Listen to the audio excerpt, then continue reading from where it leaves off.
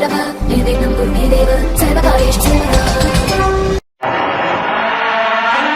होती है तो हम एक दिया जला लेते हैं और उस रोशनी में खुद को महफूज समझते हैं, मगर उस रोशनी के करीब जो अंधेरा है वो अपने अंदर बहुत सारी कहानियां समेटे हुए है और इन्हीं कहानियों को आपको लेकर आता है रात के अंधेरे में।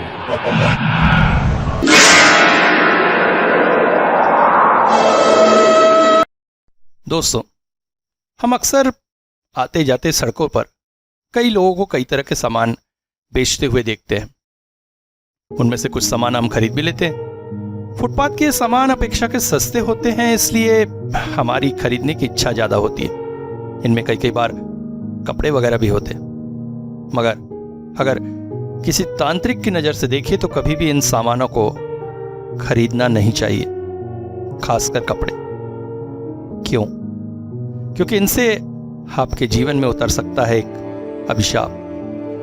कैसा अभिशाप? आइए सुनते हैं। स्टेशन पर पहुंचा तो ट्रेन अभी तक नहीं आई थी। परेशान हो गया। वैसे भी 1 घंटा लेट तो हो ही चुकी है। स्टेशन मास्टर के पास गया, पूछा तो उन्होंने बताया 2-3 घंटे और लग सकते हैं। इंजन में कुछ गड़बड़ी की वजह से पिछले स्टेशन में ट्रेन को रोक लिया गया है। ओफो, तो बड़ी परेशानी हो गई। एक तो ऐसे ही ये छोटा सा स्टेशन, ऊपर से ठंड की रात, किया क्या जा सकता था। वेटिंग हॉल की तरफ चल पड़ा। वेटिंग हॉल में तो पहले से ही गहमा गहमी लगी थी। बहुत सारे लोग, कुछ परिवार के साथ, कुछ अलग, सब अलग अलग झुंड में बैठे हुए थे, अपनी अपनी मस्ती में गुल। कहीं ताश चल रही थी, कहीं हंसी मजाक। मैं भी एक कोने में खाली सीट देखकर जाकर बैठ गया। अब किया क्या जा सकता था। बाहर वैसे बेंचेस लगे थे। गर्मी की दिन होते तो शायद बाहर बैठकर ही कटा देता समय, मगर बाहर की कड़कड़ाती सर्दी जमाने के लिए काफी थी। यहाँ लोगों की भीड़ होने से सर्दी थोड़ी कम थी। यहीं बैठकर रात बितानी पड़ेगी और क्या। बैठे बैठे इंतजार कर रहा था और आसपास के लोगों को देखकर समय बिता रहा था। सब अपने आप में मस्त है। मेरे साथ बात करने के लिए यहाँ कोई ना था। तभी अचानक एक 50 के आसपास के व्यक्ति वेटिंग हॉल में आए। मेरे पास की सीट ही खाली थी। किस्मत से वो यहीं आकर बैठे। उनके पीछे 2 कुली 2 बड़े बड़े बक्से लेकर आए और वहीं पास में रख दिया। व्यक्ति भी अकेला था और मैं भी। मेरे लिए ये सुनहरा अवसर था। कम से कम किसी से बातचीत करके तो रात बीतेगी। मैंने मौका नहीं छोड़ा और झपट पड़ा। नमस्कार, आप कहाँ से आ रहे हैं? और ये बड़े बड़े बक्से। एक ही सांस में मैं सारे प्रश्न पूछ गया। वो भी मुस्कुरा उठे। नमस्कार, मेरा नाम विक्टर सान्याल है। मैं एक पैरानॉर्मल इन्वेस्टिगेटर हूँ। जी, आप पैरानॉर्मल इन्वेस्टिगेटर? हाँ। देखिए ना, हमारे देश में इन सब चीज़ों को काम के रूप में नहीं माना जाता है।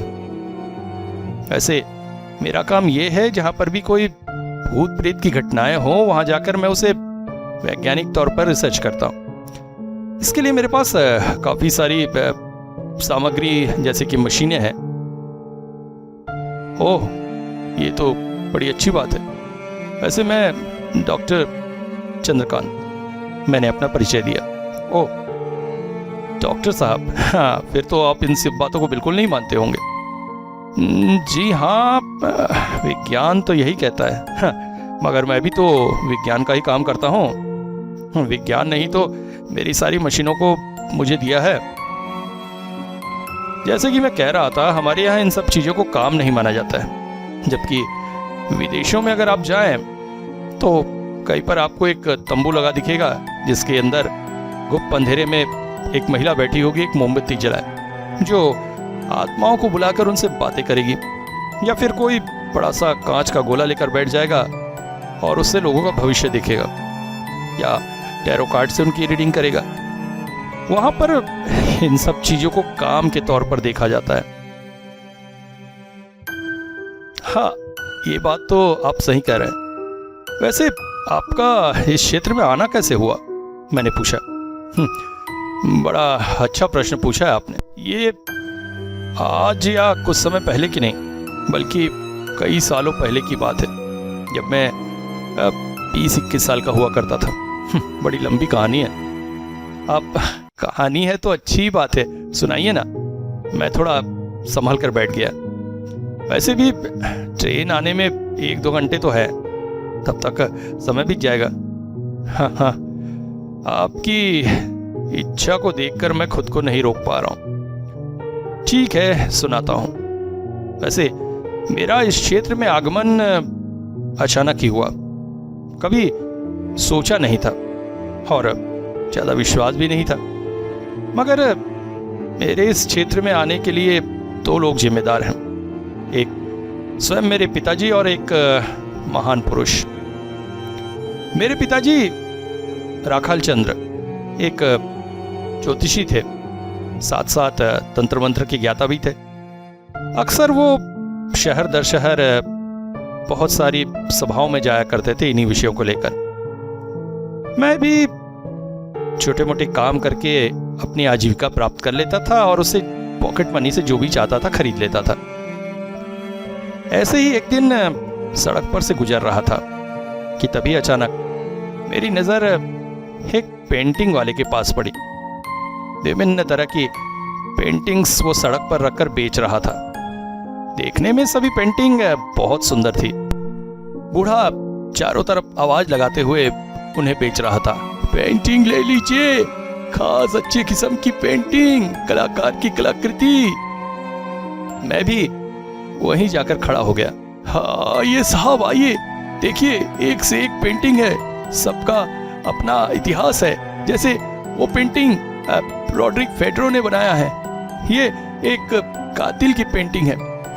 ये पेंटिंग पेंटर की आखिरी पेंटिंग है, क्योंकि इसके बाद उस कातिल ने ही पेंटर की हत्या कर दी थी और वो पेंटिंग द्वितीय विश्व युद्ध के समय की बनी है। ऐसे ही अलग अलग पेंटिंग्स के बारे में वो बोलता जा रहा था। तभी अचानक मेरी नजर एक खास पेंटिंग पर पड़ी। एक बच्ची की पेंटिंग, रोती हुई बच्ची, चेहरे पर भयंकर उदासी, गाल के कोने में 2 आंसू की बूंदें। पता नहीं पेंटिंग में क्या आकर्षण था, मैं उससे नजरें नहीं हटा पा रहा था। पेंटिंग के नीचे नाम लिखा था डोरोथी। मैंने उससे पूछा, वो पेंटिंग कितने की है? व्यक्ति मेरी ओर देखकर मुस्कुरा उठा। बहुत अच्छी नजर है साहब आपकी, नायाब पेंटिंग ढूंढ निकाली है। वो पेंटिंग लेकर मेरे पास पहुंचा। ये बहुत खास पेंटिंग है। कितने की है? आपका जो मन आए दे दीजिएगा। ये इसके पेंटर का नाम है? नहीं, ये इस लड़की का नाम है।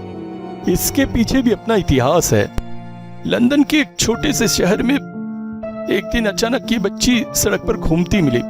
ये द्वितीय विश्व युद्ध के समय की बात है। रोती बिलखती इधर उधर घूम रही थी। चर्च के पादरियों ने उसे वहां से भगा दिया था। पेंटर को अचानक ये बच्ची दिखी। जब पादरियों से पूछा तो उन्होंने कहा, बच्ची के अंदर दुष्ट आत्मा है, इस वजह से इसका कहीं पर भी रहना ठीक नहीं। रोती बिलखती बच्ची को देखकर पेंटर को दया आ गई और उन्होंने उसे अपने घर पर रख लिया और वहीं पर उसकी पेंटिंग बनाई। कहते हैं बच्ची किसी ऐसे दुख से होकर गुजरी सी जिस वजह से कभी हंसती नहीं थी, हमेशा रोती रहती थी। फिर एक दिन अचानक वो पेंटर के घर से कहीं चली गई और दोबारा नहीं मिली। सुनकर मुझे बड़ा ही आकर्षण हुआ। जेब में रखे पैसे मैंने उसे दे दिए। वो खुश हो गया और मैं पेंटिंग अपने साथ ले आया। घर में लाकर मैंने उसे खाली दीवार पर सजा दी। पेंटिंग बहुत सुंदर लग रही थी घर में। उस रात पता नहीं मुझे क्या हुआ, मैं गहरी नींद में सो रहा था। अचानक किसी बच्ची के रोने की आवाज सुनकर मैं घबराकर उठ गया। इधर उधर देखा तो कमरे में अंधेरा छाया हुआ था। शायद लोड शेडिंग की वजह से लाइट चली गई थी। उस समय अक्सर ऐसा होता था, इसलिए कमरे में एक बड़ा सा लैंप में रख लेता था। चांद की रोशनी कमरे में आ रही थी और उसी से लैंप की परछाई जमीन पर बन रही थी, जो काफी डरावनी लग रही थी। मैंने कान लगाकर सुनने की कोशिश की, मगर अब कोई आवाज नहीं आ रही थी। मैंने इसे अपने मन का भ्रम समझा, सारा डर दिमाग से निकाला और सो गया। अगली सुबह मेरे पिताजी वापस आए, जो जैसा कि मैंने कहा था दूसरे शहर गए थे किसी सम्मेलन में। घर में कदम रखते ही अचानक वो चौंक पड़े।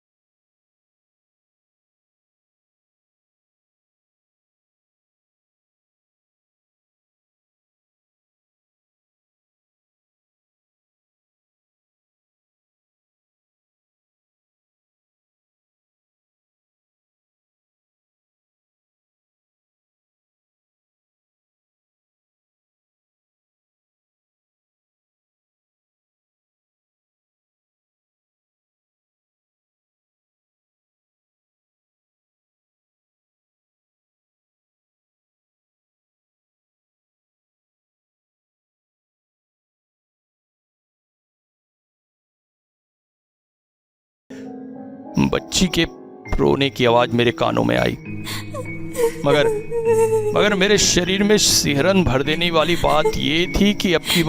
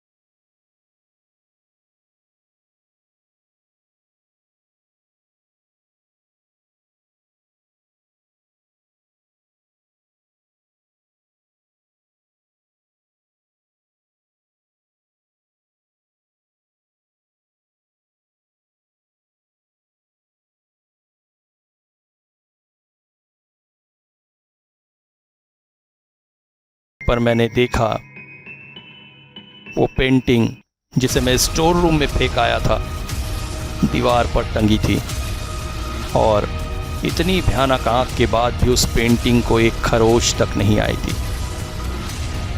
मैं दौड़ कर गया और उसे दीवार से उतारा। तभी अचानक एक दमकल कर्मी ने बोला, ये पेंटिंग आपको कहाँ से मिली?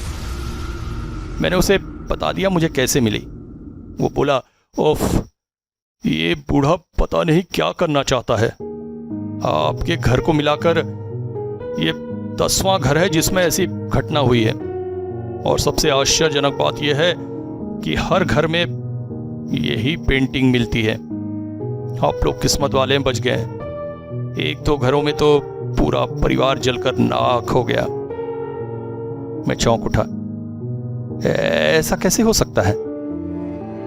तभी अचानक पास में जलते घर के कुछ सामानों की तरफ मेरा ध्यान गया। मैंने वो पेंटिंग जोर से उस तरफ फेंक दी। अब लगता है मुझे ऐसा नहीं करना चाहिए था, क्योंकि अगले पल जो दृश्य हम लोगों की आंखों के सामने उपस्थित हुआ वो किसी इंसान की सोच से परे है।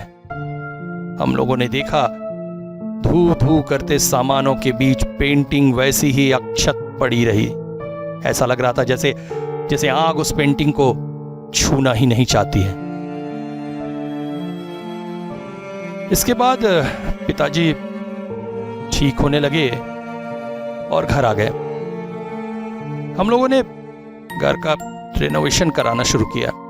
तब तक किराए के मकान में रह रहे थे। घर का रेनोवेशन कंप्लीट हो गया था। हमें वापस उस घर में जाना था। मैं आखिरी बार घर का निरीक्षण कर रहा था और तभी दीवार पर लगी वो पेंटिंग मुझे फिर दिखाई दी। मैं अंदर तक कांप उठा। ये कैसे हो सकता है? ये पेंटिंग अपने आप यहां नहीं आ सकती।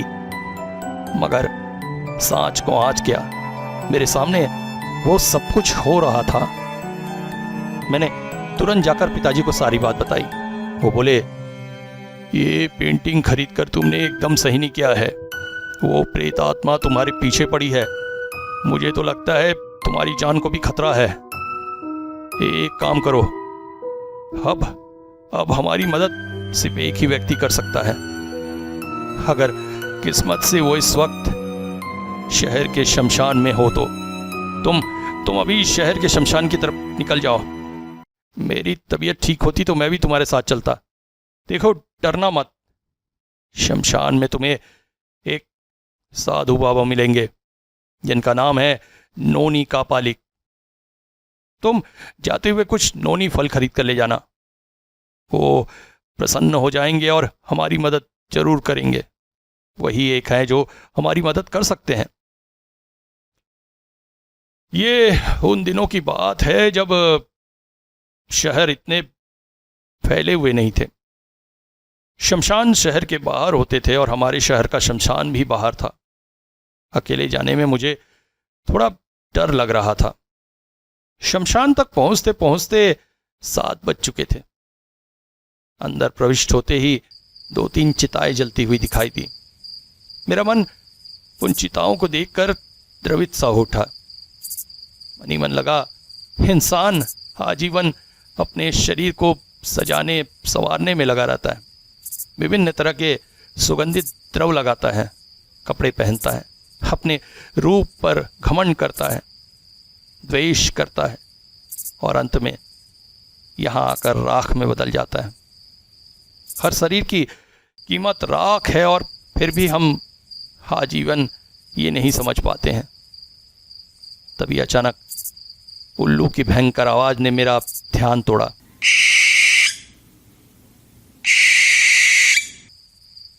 मैं कांप सा उठा। मैं कहां पे खड़ा हूं इतने आराम से? मुझे जल्दी से अपना काम करके यहां से निकलना चाहिए। मैं दौड़ता भागता शमशान में नोनी कापाली को ढूंढने लगा। तभी कुछ दूरी पर आग जलती हुई दिखाई दी और जैसे जैसे मैं पास गया, वहां पर एक कुटिया थी और कुटिया के ठीक सामने यज्ञ कुंड के सामने एक व्यक्ति बैठा था। बलिष्ठ शरीर, काले रंग का कपड़ा, सफेद दाढ़ी मूछ। मुझे पास आते देखकर बोला, बहुत बड़ी विपदा है तुझ पे। वो तेरा पीछा इतनी आसानी से नहीं छोड़ेगी। मृत्यु को घर ले आया है तू। मैं समझ गया, यही नोनी कापालिक हो सकते हैं। सिद्ध पुरुष मेरे बिना कुछ कही सब कुछ जान गए थे। फिर वो बोले, कौन है तू और तुझे मेरा पता किसने दिया? मैंने अपने पिताजी का नाम उन्हें बताया। वो बोले, हो इतने सालों बाद भी उसने मुझे याद रखा है। पंकाली, मैंने उसकी मदद की थी बहुत बचपने में। तब वो बहुत छोटा था। फुटपाथ से एक बहुत सुंदर सा शर्ट खरीद कर पहन लिया था और वो शर्ट ही उसके लिए काल बन गई थी। तेरे दादाजी उसे लेकर मेरे पास आए थे। उस शर्ट में एक अपवित्र आत्मा का वास था। पंकाली, तुम मानव लोग यही तो मूर्खता करते हो। सस्ते के लालच में फुटपाथ से सामान खरीदते हो, मगर ये नहीं सोचते कि वो कपड़े कहाँ से आए हैं। बेचने वाले पैसों के लालच में मृत शरीरों के कपड़े भी धो पोंछ कर बेच देते हैं, मगर मरने वाले की आत्मा अपनी लालसाओं से बंद कर उस कपड़े में ही बंद कर रह जाती है, और जब कोई उस कपड़े को पहनता है तो उसके पीछे लग जाती है, जो ऐसा कि तेरे पिताजी के साथ हुआ था। मैंने उसे मुक्त किया था। पंकाली, बाबा मेरी रक्षा कीजिए। तूने भी वही मूर्खता की है। वो पेंटिंग प्रेत आत्माग्रस्त है। उस बच्ची की आत्मा उस पेंटिंग में निवास करती है, इसीलिए वो पेंटिंग लोगों का सर्वनाश कर रही है। उसकी घृणा, उसका द्वेष उस पेंटिंग से बना हुआ है। हमें उसे मुक्त करना होगा। उस पेंटिंग से उसकी आत्मा को छुड़ाकर पेंटिंग को नष्ट करना होगा, मगर डरने से काम नहीं चलेगा। कल नरक चौदस की रात है। कल रात हुआ हम कुछ ना कुछ अवश्य करेंगे। पंकाली। फिर मैं लौटने लगा। अचानक वो बोले, रुक जा, इधर आ। मैं उनके पास वापस गया। एक काम कर, उधर नल है, वहां के पानी से स्नान करके आ। मैं उनके आदेशानुसार उधर चला गया। शमशान के वीराने में इस तरह अकेले घूमने में मुझे डर लग रहा था। नहाकर मैं जब उनके पास पहुंचा तो उन्होंने अपने हाथ में एक इंसानी खोपड़ी और इंसानी हड्डी ली। उसे मेरे सर से पैर तक घुमाते हुए कुछ मंत्रों का जाप करने लगे। फिर अचानक पास ही पड़ी एक चिता से भस्म लेकर मेरे पूरे शरीर पर मल दिया। फिर बोले, जा एक बार और नहा के आ। पंकाली। जब मैं वापस लौटा तो बोले, हाँ, अब मैंने तेरा शरीर बंधन कर दिया है। अब कोई भी शक्ति तेरा कुछ नहीं बिगाड़ सकती। तुझ पर ही अकेला खतरा है। वो आत्मा तुझसे ही रुष्ट है, इसलिए तुझे ही मारने की कोशिश करेगी। तेरे पिता के साथ कोई खतरा नहीं है। बचकर रहना। फिर भी कल रात को आ, और हाँ सुन, उस तस्वीर को भी अपने साथ लेकर आना, मगर उसे काले कपड़े में लपेट के लाना। और हाँ सुन, जब आएगा तब हो सकता है कोई तुझे पीछे से बुलाने की कोशिश करे, मगर किसी हाल में पीछे मुड़कर मत देखना। पंकाली, जा जा जा। मैं वहां से चला गया।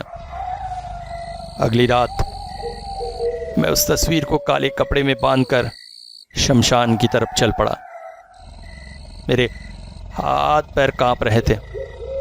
शमशान का सुन्न वातावरण, समझ में नहीं आ रहा था क्या होने वाला है आगे। झिंगुरों की आवाज और कुछ लोमड़ियों और रातचर पक्षियों की आवाज के अलावा शमशान में और कोई आवाज न थी। मैं जैसे ही नोनी कापालिक की झोपड़ी के पास पहुंचा तो यज्ञ कुंड में लकड़ियां जलने की आवाज आ रही थी। कापालिक कुछ मंत्रों का जाप करते हुए बैठे थे। बोले, बैठ जाओ पंकाली। उसके बाद उन्होंने एक गोला खींच दिया। उस गोले के अंदर ही उस तस्वीर को रख दिया और फिर मेरे पास आकर बैठ गए। उन्होंने अपने पास एक उल्लू रखा हुआ था। साथ ही कुछ लकड़ियां थी। उन्होंने बताया कि ये लकड़ियां खास कौओं के घोंसलों से लाई गई हैं।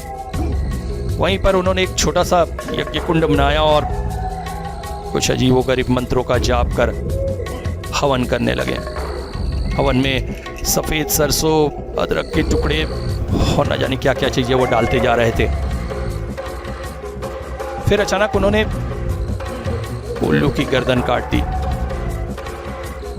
छटपटाता हुआ उल्लू का शरीर इधर उधर भागने लगा। उसके शरीर से निकलता खून पूरे गोले के अंदर फैलता जा रहा था। कुछ देर पश्चात उसका शरीर शांत हो गया। नोनी कापालिक उठ खड़े हुए, बोले, ए आता हूँ अभी, तब तक तू चुपचाप इस गोले के अंदर बैठे रहना।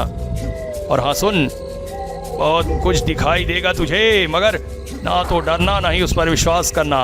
याद रखना, सब कुछ छल और माया है। बम कैली कहकर नोनी कापालिक अंधेरे में गायब हो गए। पूरे शमशान में अब मैं अकेला बैठा हुआ था। चारों ओर से झिंगुरों और पक्षियों की आवाज, चिताओं की जलती लकड़ी की कड़कड़, सब वातावरण को बहुत ही भयानक बनाए हुए थे। चारों ओर खूब अंधेरा था। ऐसा लग रहा था जैसे मैं किसी मोटी दीवार के अंदर बैठा हुआ हूं, जहां मेरी नजरों से भेद कर कहीं बाहर नहीं जा सकती हैं। आज तक ऐसा भयानक अनुभव मुझे कभी भी नहीं हुआ था। तभी अचानक किसी के चलकर आने की आवाज सुनाई दी। मेरे पीछे आकर कोई खड़ा हुआ। मैंने मुड़कर देखा। तब तक मेरी आंखें अंधेरे में सही हो गई थी और मैंने देखा मेरे पिताजी खड़े हुए थे। अरे क्या कर रहा है यहाँ? चल घर चल, बहुत रात हो गई है। मैं समझ नहीं पा रहा था मैं क्या करूं। मैं चुपचाप उसी जगह बैठा रहा। अचानक पिताजी बोले, चल उठ कहकर उन्होंने मेरे कंधे में हाथ रख दिया। अगले ही पल मेरा पूरा शरीर सिहर उठा। पिताजी के हाथ का स्पर्श इतना ठंडा था जैसे बर्फ हो। मैं कांप सा उठा और अगले ही पल जैसे मुड़कर मैंने पीछे देखा, वहां पर पिताजी नहीं थे। अपितु मेरे कंधे में एक कटा हुआ हाथ रखा हुआ था। मेरे मुंह से भयानक चीख निकल गई, मगर वो हाथ कहीं ना गिरा, जैसे अदृश्य हो गया।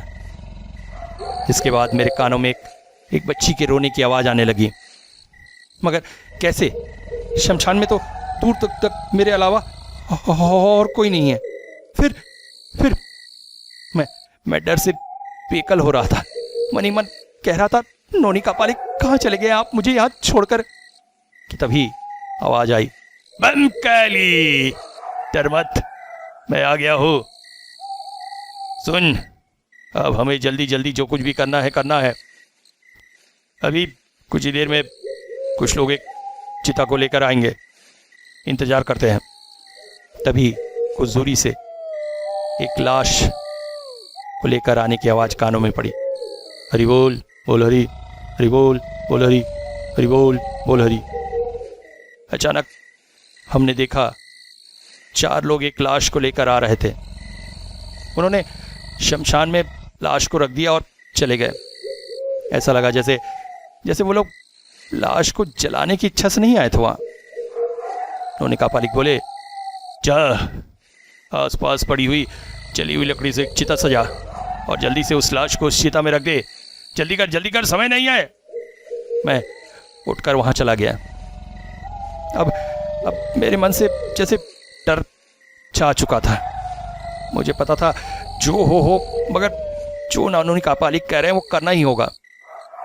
इस बीच मेरे कानों में आवाज आई, ओम दुम दुम दुमावती फट स्वाहा, ओम दुम दुम दुमावती फट स्वाहा। मैं जब तक लकड़ियां इकट्ठा करके चिता बनाता, तब तक नोनी कापालिक मंत्रों का जाप कर चुके थे। जब मैंने उनके पास वापस पहुंचा तो वो बोले, तुझे यहाँ से हटाने के लिए ही मैंने ये सब करने को कहा। असली में मुझे धूमावती का जाप करना था। माँ धूमावती तंत्र जगत की सबसे शक्तिशाली शक्ति है। वही इस प्रेत को वश में कर सकती है। धूमावती की साधना अत्यंत कठिन होती है, अकेले में करनी होती है। माँ को अगर प्रसन्न कर लिया तो जीवन समझ आता है। साधना में थोड़ी सी भी भूल से बड़े बड़े साधकों ने अपने प्राण खोए हैं। चल अब जल्दी से जाकर उस लाश को चिता पर रखा। मैं अब की बार जब वहां गया तो जो कुछ मैंने देखा उसे देखकर मेरा शरीर जैसे कांप उठा था। वो लाश उस बूढ़े की ही थी जो उस दिन तस्वीरें बेच रहा था। अंधेरे में मैं अभी तक उसका चेहरा नहीं देख पाया था। जैसे ही लाश को चिता की अग्नि पकड़ाई, उसकी रोशनी में मैंने उस चिता को देखा। अचानक चिता धू धू कर जल उठी और उसके साथ ही लाश भी उस कर बैठ गई। सामने का दृश्य मेरे लिए अत्यंत भयानक था। अभी तक जिसे मैंने लाश समझकर चिता में रखा था, धू धू जलती आंख के बीच वो उठकर बैठी हुई थी। नोनी कापालिक चीख उठे, काली, अब सच सच बता, इस तस्वीर के पीछे की राज क्या है, बता।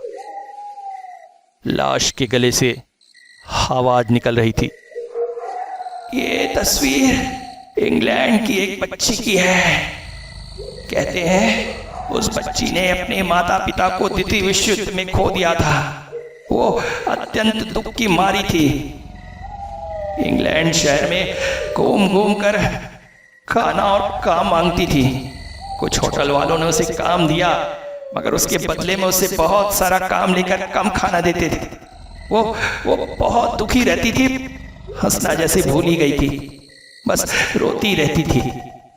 शहर के पादरियों ने पता नहीं क्यों उसके बारे में बात फैला दी थी कि वो मनहूस है।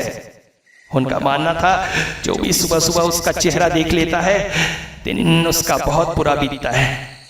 बच्ची हंसती नहीं थी, ये उसका सबसे बड़ा गुनाह बन गया था।